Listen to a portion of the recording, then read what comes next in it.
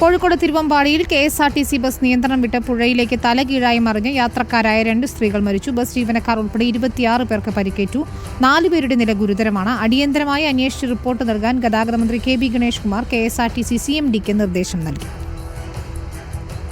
മുത്തപ്പൻ പുഴയിൽ നിന്ന് തിരുവമ്പാടിയിലേക്ക് പോവുകയായിരുന്ന ബസ്സാണ് ഉച്ചയ്ക്ക് 2 മണിയോടെ അപകടത്തിൽപ്പെട്ടത്. പുല്ലൂരംപാറ കഴിഞ്ഞ് കാളിയാമ്പുഴ പാലത്തിന്റെ കൈവരികൾ തകർത്ത് ബസ് തലകീഴായി പുഴയിലേക്ക് മറിഞ്ഞു. ഡ്രൈവർ അയ്യോ എന്നൊന്ന് വെക്കുന്ന കേട്ടു.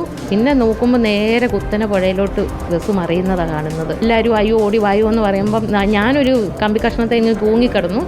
എല്ലാവരും ഇങ്ങനെ ഊർന്ന് ഇങ്ങനെ താഴോട്ട് പോവുക.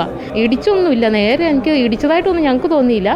നേരെ തലയും കുത്തനെ വണ്ടി താഴോട്ട് മറിയുന്നതേ കണ്ടുള്ളൂ. വെള്ളത്തിലില്ലാത്ത ഞാൻ ഇത്ര വെള്ളത്തിലായിരുന്നു. ഇങ്ങനെ തലകുത്തിപ്പോയി വെള്ളം കൊണ്ട്. ഞാൻ പിന്നെ ഇങ്ങനെ പിടിച്ചു നിന്നു, ബസ്സിൻ്റെ കമ്പിയിലോട്ട് പിടിച്ചു നിന്നു. ഞാൻ കരഞ്ഞു, എന്നെ ഒന്ന് രക്ഷിക്ക് മോനെന്ന് പറഞ്ഞു. ഞാൻ എൻ്റെ കരച്ചിൽ കേട്ടിട്ട് 3 പിള്ളേർ എന്നെ വലിച്ചു കയറ്റി. സ്പീഡായിട്ടൊന്നും തോന്നിയില്ല. പെട്ടെന്ന് അങ്ങോട്ട് വണ്ടി ഒരു തട്ടൽ തട്ടി ആദ്യം, പിന്നെ എല്ലാം കൂടെ പെട്ടെന്നായിരുന്നു. പിന്നെ ഒന്നും ഓർക്കുന്നില്ല. പിന്നെ വെള്ളത്തിലേക്കായിരുന്നു, വെള്ളത്തിൻ്റെ അടിയിലായിരുന്നു.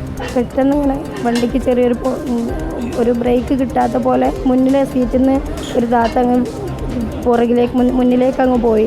അത് പോയതിന് ശേഷം പിന്നെ പെട്ടെന്ന് മറിയാ ചെയ്ത വണ്ടി. കണ്ടപ്പഞ്ചാൽ സ്വദേശിനി കമല വാസു, ആനക്കമ്പൽ സ്വദേശിനി ത്രേസ്യാമ്മ മാത്യു എന്നിവരാണ് മരിച്ചത്. റോഡ് നിർമ്മാണം നടക്കുന്നതിനാൽ ബസ് അമിത വേഗതയിൽ ആയിരുന്നില്ലെന്ന് യാത്രക്കാർ പറഞ്ഞു. റോഡ് നിർമ്മാണത്തിന് എത്തിച്ച ക്രെയിനുകൾ ഉപയോഗിച്ച് ബസ് വേഗത്തിൽ പുഴയിൽ നിന്ന് ഉയർത്തി.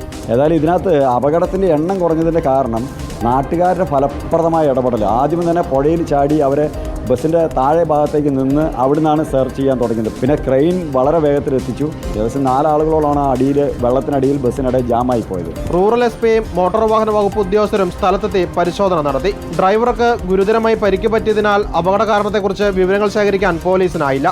റിപ്പോർട്ടർ, കോഴിക്കോട്.